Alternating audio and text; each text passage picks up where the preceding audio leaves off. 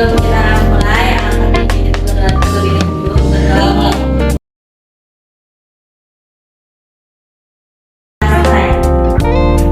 Baik, alhamdulillah. Terima kasih Naila. Semoga pembelajaran kita hari ini akan mendapatkan rahmat, keberkahan, dan ilmu yang bermanfaat bagi teman-teman semuanya. Nah, sebelum kita masuk lebih lanjut, saya ingin lebih dekat nih dengan kalian semua. Boleh kita perkenalan terlebih dahulu? Boleh. Baik, kita perkenalannya mulai dari mana nih? Dari sisi sebelah sini atau sebelah sini? Sebelah sini. Sebelah sini, boleh silakan dengan saudari siapa? Perkenalkan, nama saya Iriani. Ini asalnya dari mana kalau boleh tahu? Dari Cilegon. Oke, dari Cilegon. Baik, kalau Naila Perkenalkan, nama saya Naila Dukirana dari Rangkas Bitung. dari Rangkas Bitung. Sedangkan sebelahnya Perkenalkan, aku Geovita Zara dari Tangerang. dari Tangerang. Oke, baik, terima kasih. Saya sendiri berasal dari Jakarta. Teman-teman yang tidak ada di Jakarta, teman-teman bisa main ke tempat saya ya. Oke. Oke, sudah siap belajar? Siap. Oke, kalau ibu bilang are you ready guys? Kalian jawab yes, I am ready. Siap? Siap. Oke, come on, let's go. 1, 2, 3. Are you ready guys? Yes, I am ready. Thank you guys, karena kalian semua sudah sangat semangat, sudah mulai memanas nih ya awalnya. Kita langsung saja ke materi siap. Baik, boleh bantu di sini Naila. Nah, di sini kita mulai dari pengertian ruang lingkup kesehatan mental. Kesehatan mental merupakan kondisi psikologis yang menggambarkan suasana hati seseorang nih, baik kemampuan individu dalam menjalankan kehidupannya secara seimbang dan harmonis. Kesehatan mental juga di sini tidak hanya diartikan sebagai seseorang tersebut tidak mengalami gangguan kejiwaan, melainkan kesehatan mental itu bagaimana seseorang itu mampu mencerminkan kehidupan yang positif, mampu menjalankan kehidupan sehari-harinya. Misalkan Naila sendiri merasa kesehatan mental Naila ini baik karena Naila ini selalu bertingkah laku yang baik, tidak melakukan hal-hal yang di luar nalar. Naila ini selalu berpikiran positif, selalu ketika Naila ada masalah, Naila itu mampu untuk menyelesaikannya dengan lebih mudah, tidak malah terjerumus ke dalam hal-hal yang lebih parah. Itu tandanya Naila memiliki kesehatan mental yang baik. Contoh dari seseorang yang memiliki kesehatan mental yang baik adalah ketika kita memiliki banyak beban tugas kuliah. Benar? Nah, ketika kita memiliki kesehatan mental yang baik, kita pastinya akan dapat tidur nyenyak, masih bisa makan enak, masih bisa berproduktif, kayak bersih-bersih kosan, sholat, pergi kuliah untuk mata kuliah selanjutnya. Nah, itu menandakan bahwa kesehatan mental kita ini masih terjaga, masih baik. Begitupun sebaliknya, ketika kita memiliki kesehatan mental yang buruk, itu berarti kita mudah marah, mudah emosian, mudah tersinggung. Ketika ada beban-beban tugas kuliah yang lainnya, kita tuh akan mudah terkena stres, bahkan sampai terkena depresi. Nah, itu tandanya bahwa kesehatan mental kita itu sedang tidak baik-baik saja. Sama halnya dengan kita susah tidur, terlalu overthinking. Nah, itu menandakan bahwa kesehatan mental kita itu sedang dalam suasana yang buruk.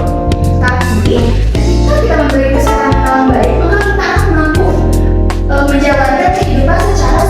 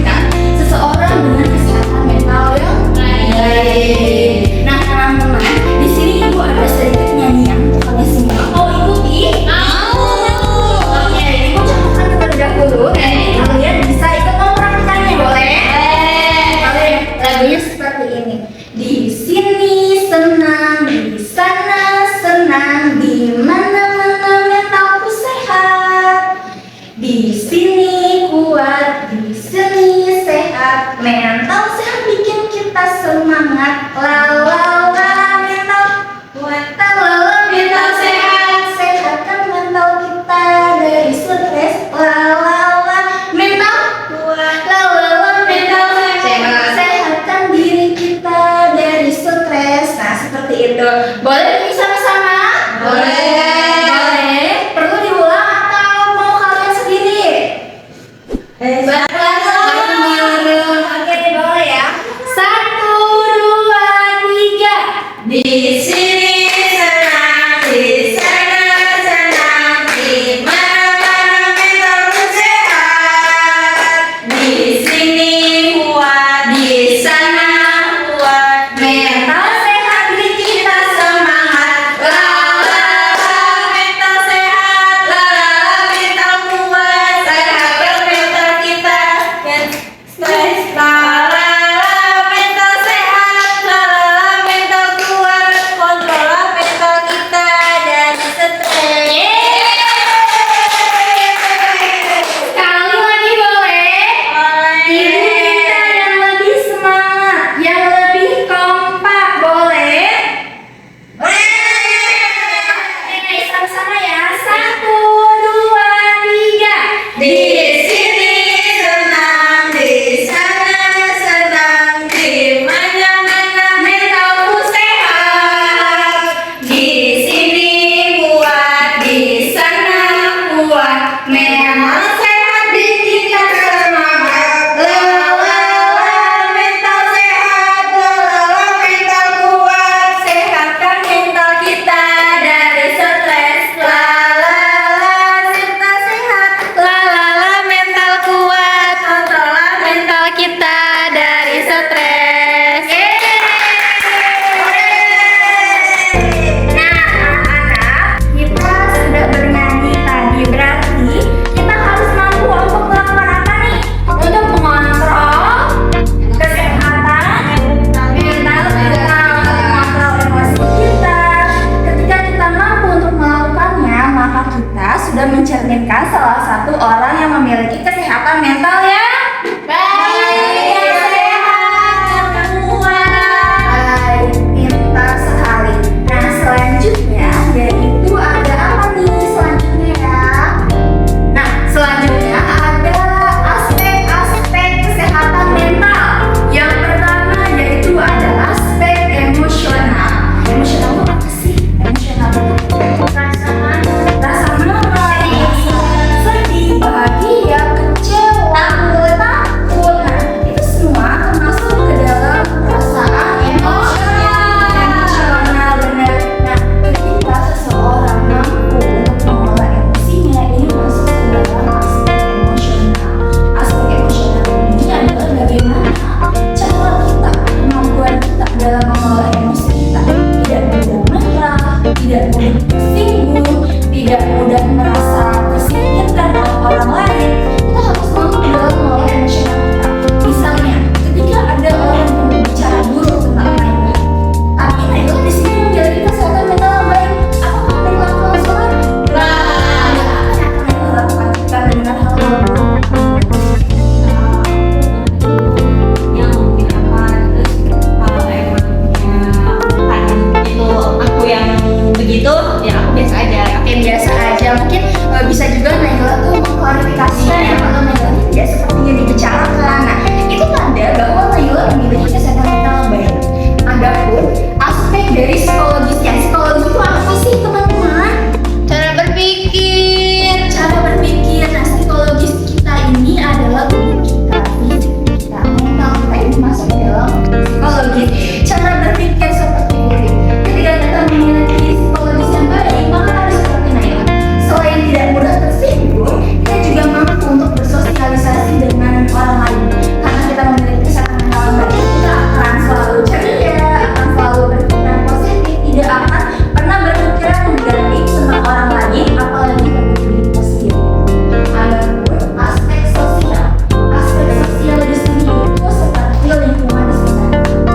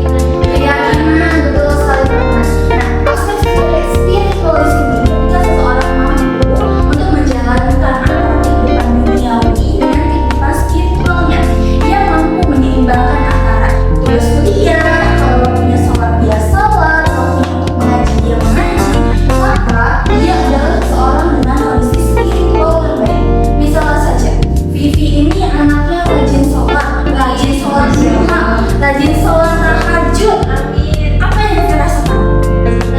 Senang, hidup menjadi tenang, rezeki mengalir, seperti itu kan? Karena Vivi memiliki aspek spiritual yang baik, teman-teman. Namun ketika kita tidak sholat, ketika kita tidak pernah mengaji, tidak pernah berzikir, maka kita tidak akan dibantu oleh siapapun. Ketika kita sedang mendapatkan masalah, baiknya kita memohon pertolongan kepada Allah. Betul, karena sejatinya Allah yang selalu membantu kita, yang selalu menolong kita. Betul? Nah, selanjutnya di aspek-aspek sosial ini apa sudah jelas? Jelas Ibu. Jelas. Tapi mau bertanya. Itu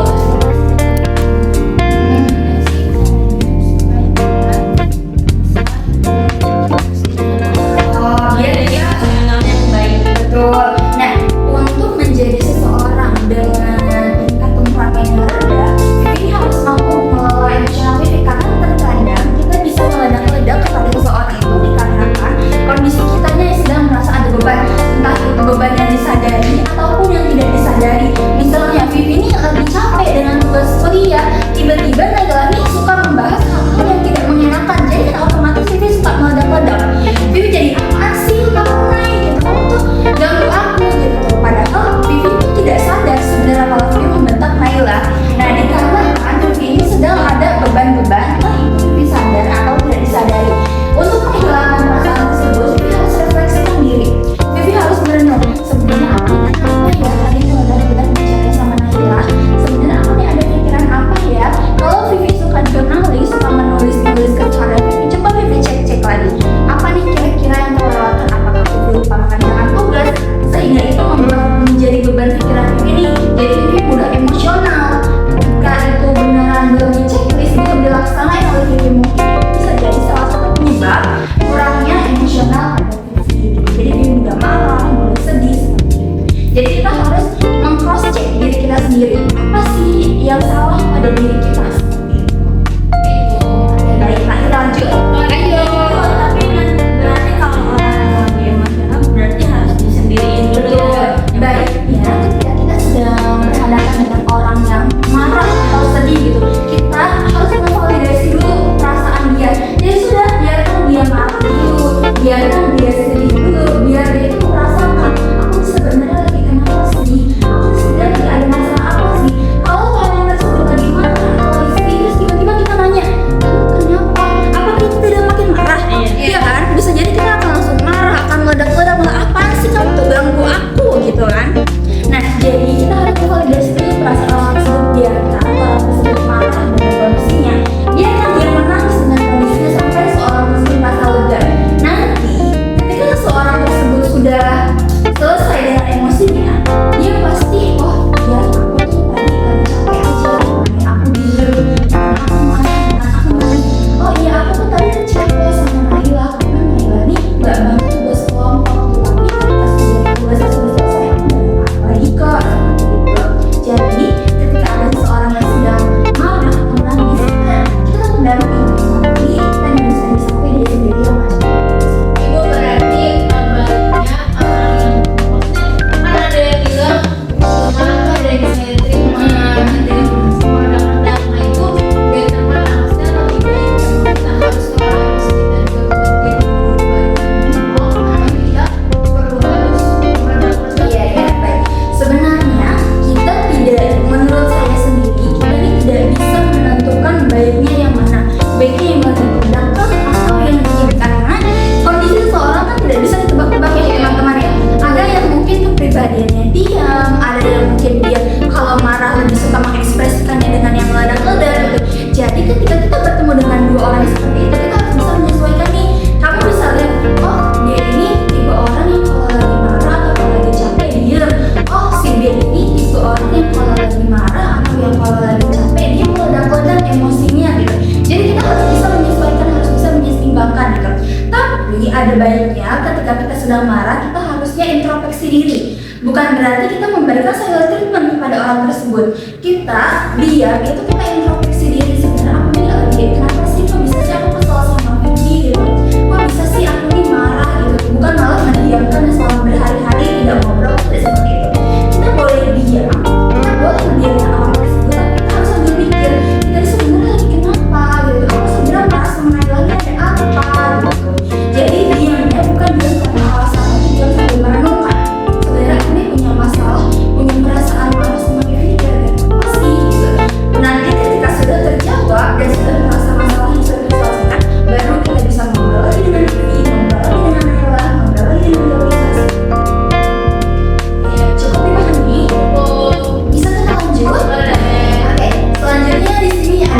faktor yang mempengaruhi kesehatan mental. Yang pertama yaitu ada faktor biologis.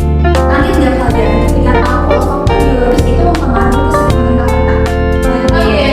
Karena orang dengan riwayat kesehatan mental itu pastinya 90% akan terjadi dan akan terkena lagi kepada generasi-generasi berikutnya. Misal Yolita, kakeknya punya riwayat depresi. Secara tidak langsung, begitu Yolita atau Yolita nanti itu akan terkena riwayat depresi. Temperamen itu juga termasuk dari faktor biologis sebenarnya, karena temperamen itu selain karena biologis kan darah itu mengalir ya, jadi genetik itu kan pasti tersambung gitu, jadi pasti akan dia terbawa jadi turunan gitu. Dan faktor biologis lainnya seperti kita saja di perempuan, kita kan kadang tuh tiap bulan mengalami yang namanya menstruasi ya, setiap bulanan. Nah dari menstruasi inilah yang akan menyebabkan kita jadi mood swing, yang akan jadi suka tiba-tiba marah, nafsu makan kita jadi meningkat. Nah ini juga sangat mempengaruhi kesehatan mental kita. Seperti itu. Nah selanjutnya yaitu adalah faktor psikologis. Faktor psikologis yaitu ada faktor diri kita. Ketika kita mampu untuk mengelola perasaan emosi kita, maka akan sangat jauh kita dengan terkena gangguan mental. Ketika kita tidak memiliki kendali atas kondisi psikologis kita, maka kita akan lebih mudah terkena gangguan mental. Seperti itu. Nah, ada pun faktor sosial dan faktor lingkungan. Kenapa ini juga sangat berpengaruh? Karena kita ini hidup bersosialisasi.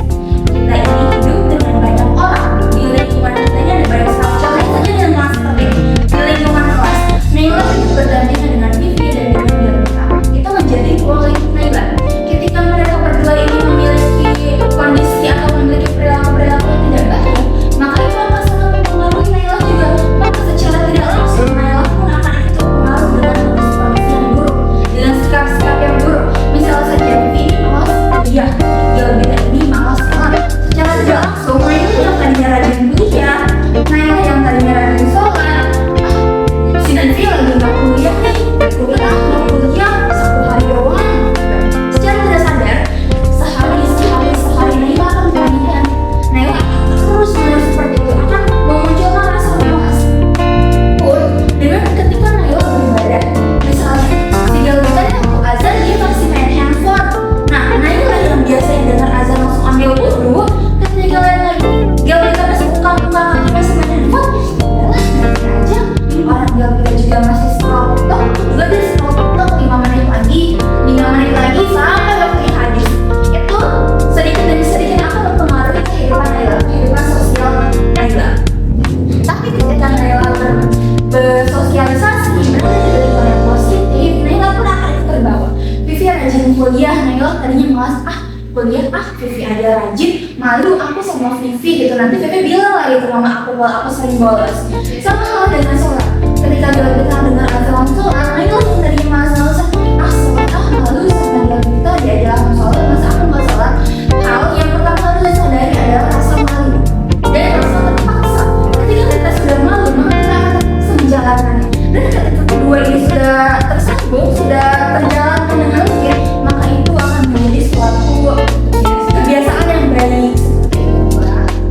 Nah, selanjutnya ada faktor ekonomi. Dan faktor ekonomi inilah yang paling sering kali mempengaruhi kesehatan emosional kita. Misalnya, kita kayak dihidupi dengan kehidupan yang maaf di bawah rata-rata ekonominya. Kenapa ini menyebabkan kesehatan mental kita jadi buruk? Karena pusing kalau nggak punya uang, pengen ini itu susah. Stres kalau nggak punya uang, benar sekali. Nah, kenapa ini menjadi faktor penting, faktor yang cukup mempengaruhi kesehatan mental? Karena kita selain hidup dengan sosial, kita juga hidup dengan uang.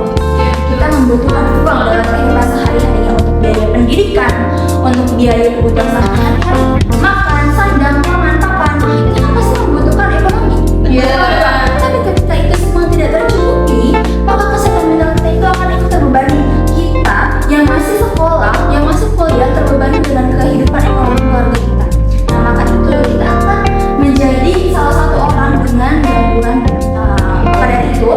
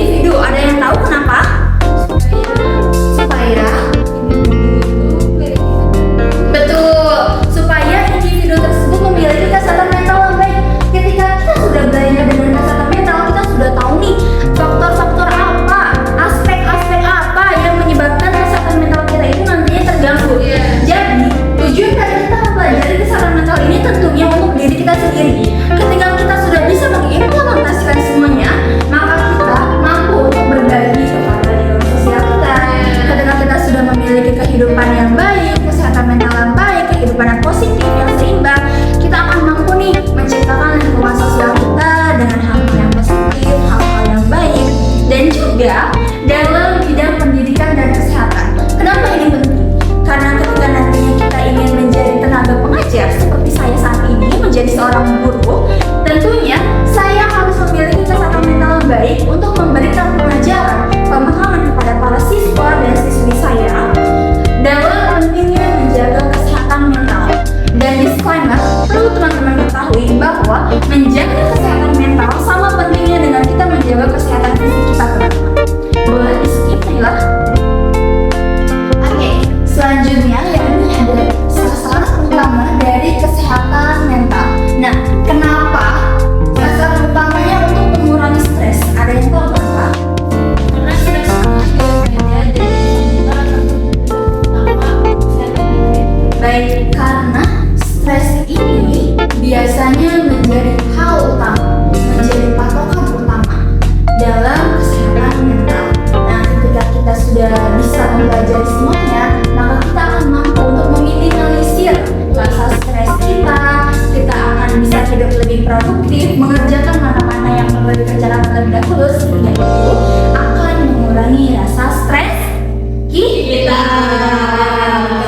Dan tentunya yang kedua yaitu untuk menjaga kesejahteraan emosional. Ketika kita sudah bisa mengelola rasa stres kita, bisa mengelola emosi kita, maka dari itu tentunya kesejahteraan emosional kita pun akan kita jaga. Kita jadi tidak mudah marah, tidak mudah emosi, bisa menempatkan mana waktunya kita untuk marah, mana waktunya kita untuk sedih, mana waktunya untuk nangis, bahagia, karena kita sudah memiliki kesejahteraan emosional yang baik. Dan selanjutnya yaitu tentunya untuk meningkatkan rasa percaya diri. Ketika kita memiliki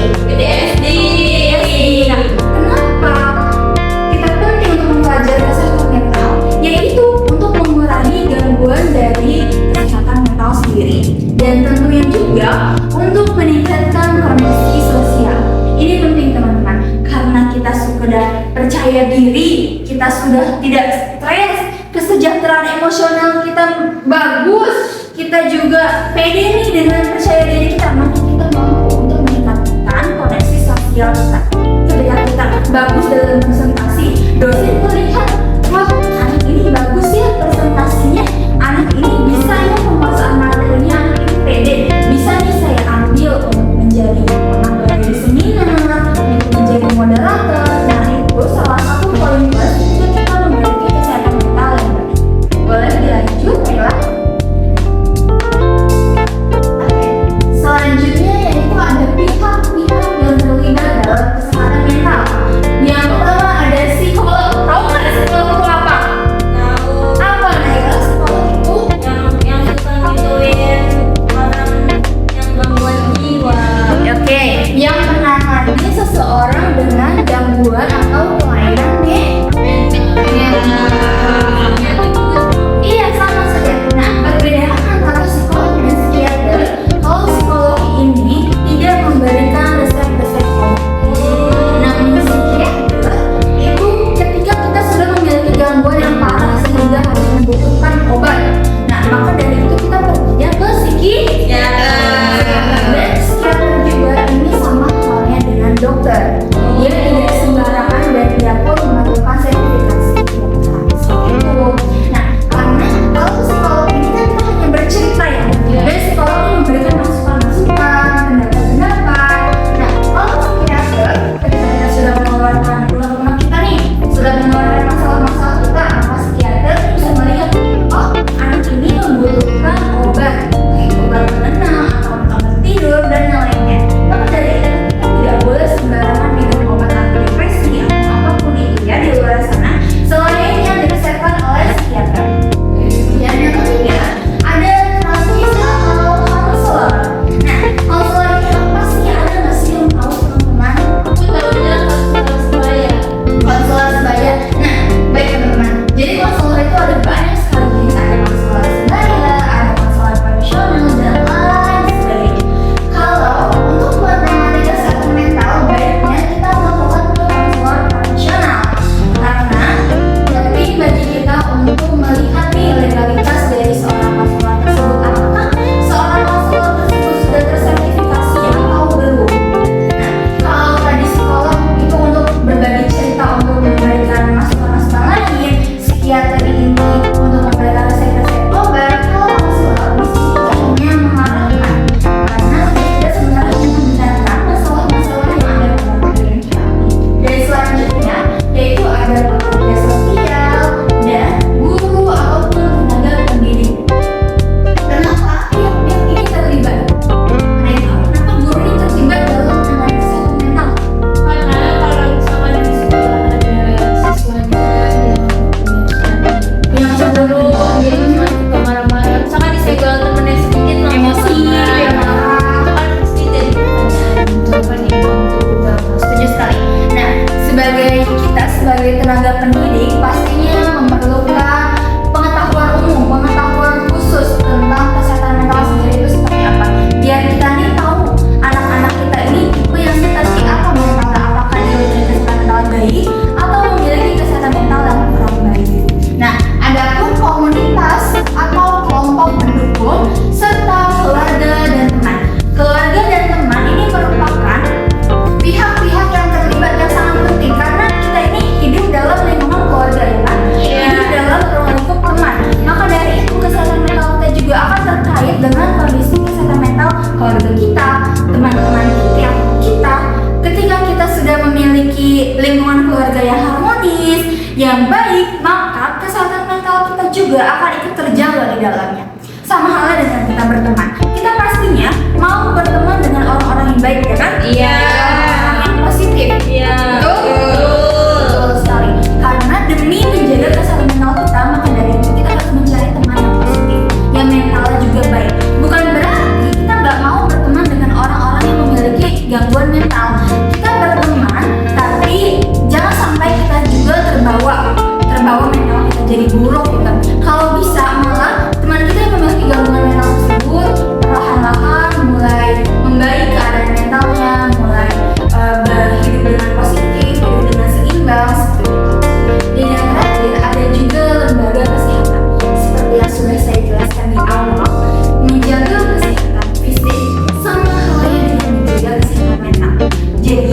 sangat penting, sangat perlu untuk menjaga kesehatan mental kita demi menjaga kesehatan fisik kita. Karena ketika kita memiliki kondisi emosional yang baik, bisa mengelola stres, kesehatan fisik kita juga itu akan ikut bagus gitu, betul kan?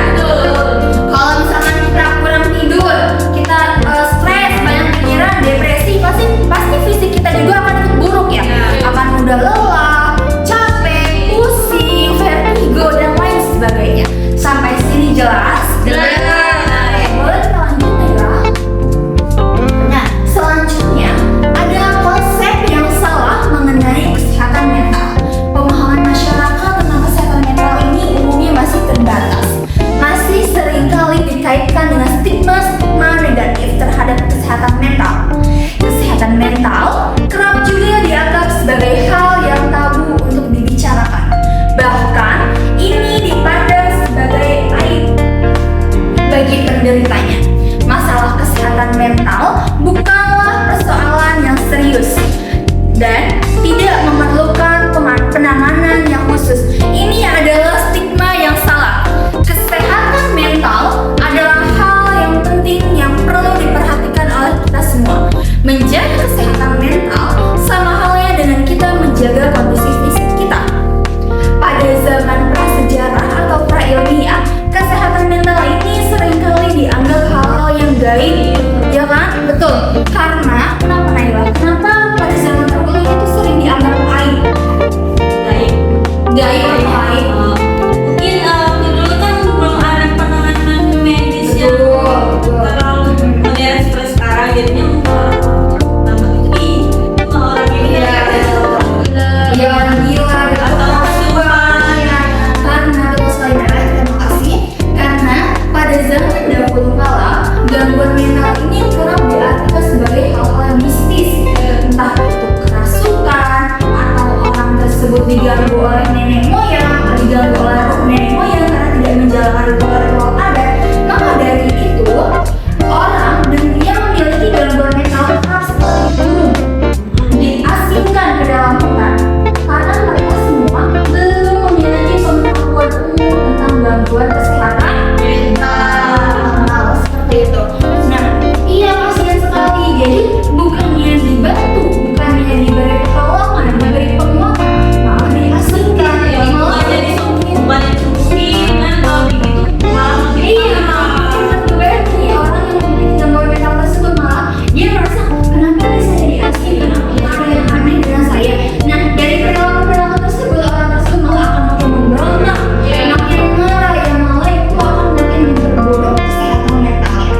Nah, teman-teman, ketika sekarang sudah memasuki zaman ilmiah, sekarang sudah ada sekolah, universitas, dan lain sebagainya, sudah ada banyak sekali tokoh-tokoh peneliti yang menjelaskan terkait kesehatan dan gangguan mental sendiri itu seperti apa. Maka dari ini, banyak sekali seorang yang tertarik untuk belajarnya, sehingga ini bukan lagi hal yang tabu, bukan lagi hal-hal yang tidak diketahui oleh orang lain.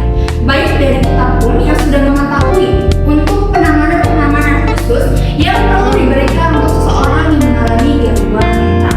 Apakah kalian semua pernah melihat orang dengan gangguan mental? Pernah ada yang melihatnya? Nah, di TikTok sih yang tenok-tenok Iya, betul. Nah, iya yang sering dianggap paksa ya. Nah, Tenovi itu adalah salah satu orang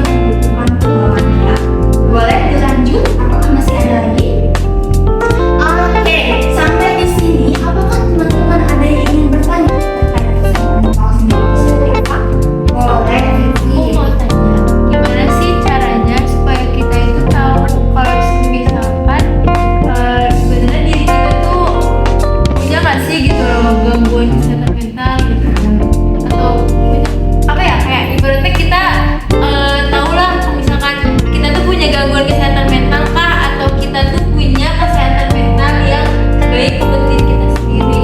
Oke, baik. Nah, Vivi, gimana sih cara kita untuk mengetahui apakah kita ini memiliki gangguan mental? Apakah kita ini memiliki gejala-gejala gangguan mental tersebut? Nah, yang perlu Vivi lakukan, mungkin Vivi nih setelah Vivi belajar ini ya, Vivi merefleksikan kepada diri Vivi.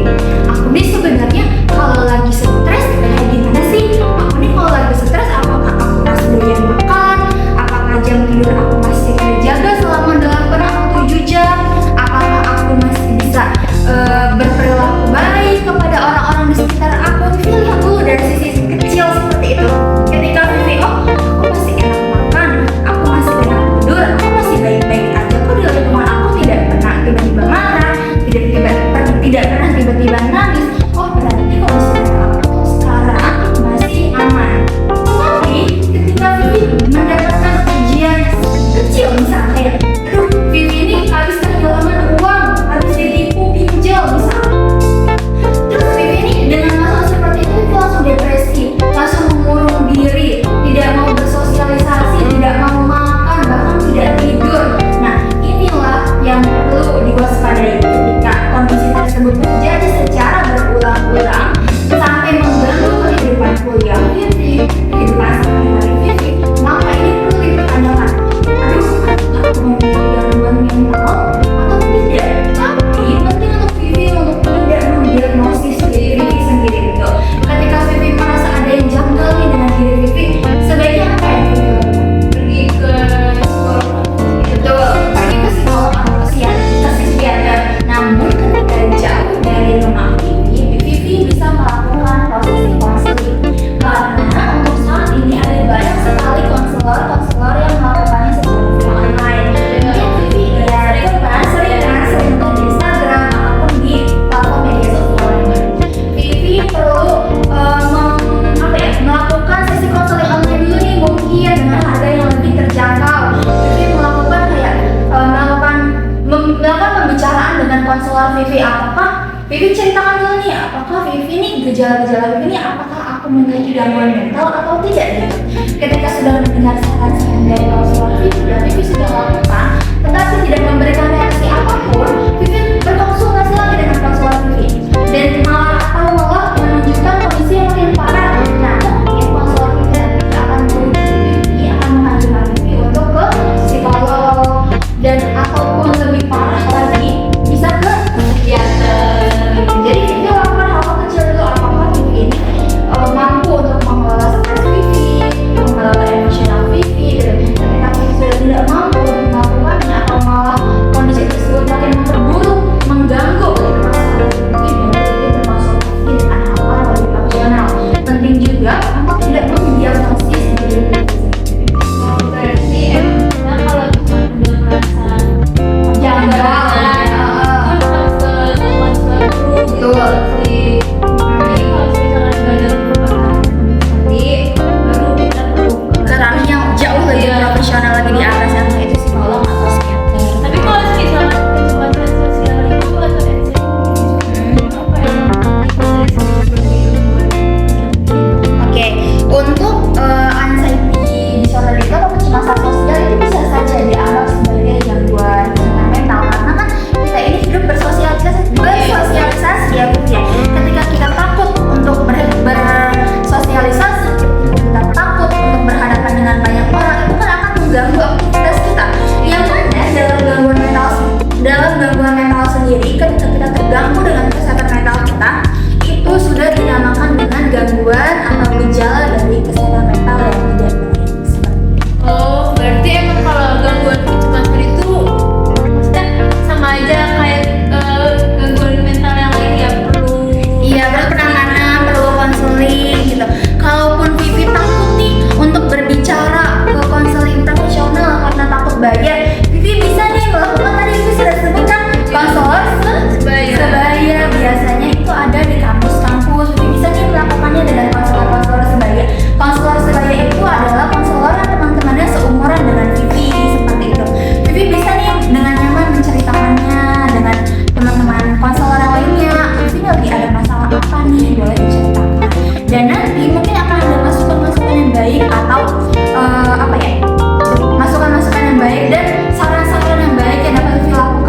bisa mengubah cara berpikir kita. Sudah dipahami? Bagaimana sampai sini sudah jelas?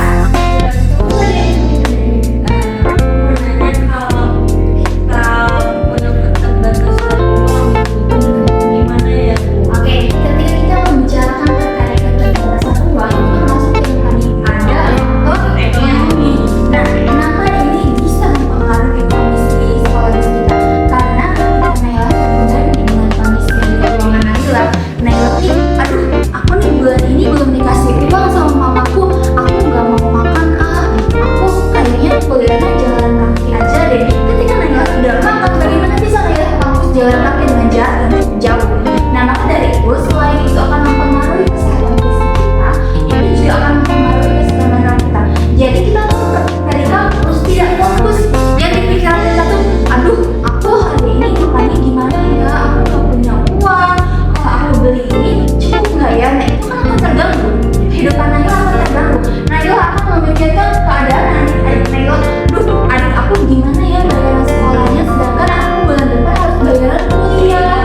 Seperti itu. Nah, faktor ekonomi ini juga adalah salah satu faktor penting yang perlu digarisbawahi, yang perlu butuh penanganan cepat, penanganan khusus.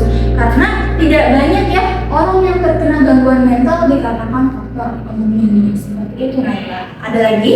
Sudah cukup. Sudah cukup, Gilbert? Sudah cukup? Sudah cukup, boleh kita baca kesimpulan bersama-sama ya. Oke, baik. Kesehatan mental merupakan kondisi psikologis yang menunjukkan kemampuan individu dalam mengelola emosi, berpikir rasional, Menguasai diri dalam lingkungan serta menjalankan peran sosial secara seimbang. Mempelajari kesehatan mental bertujuan untuk meningkatkan kualitas hidup individu serta menciptakan lingkungan sosial yang harmonis. Oke, teman-teman, selesai sudah pembicaraan kita terkait pengelolaan kesehatan mental. Saya pribadi mengucapkan terima kasih banyak karena teman-teman semua sangat antusias. Terima kasih atas partisipasinya untuk pembelajaran kita di kelas pada hari ini. Sudah cukup kan? Sudah. Kita bilang sekali lagi boleh? Iya, kita bilang tadi kita hanya pada bersama-sama siap. Siap? Siap. 1, 2, 3. Di sini senang, di sana senang, di mana-mana mentalku sehat. Di sini kuat, di sana sehat, Mental sehat, bikin kita semangat. mental sehat, Lalala mental. sehatkan mental kita dari stres. Mental sehat, mental kuat, sehatkan mental kita dari stres. Nah, teman-teman, terima kasih atas partisipasinya untuk hari ini. Terima kasih banyak karena teman-teman semua sudah sangat antusias dan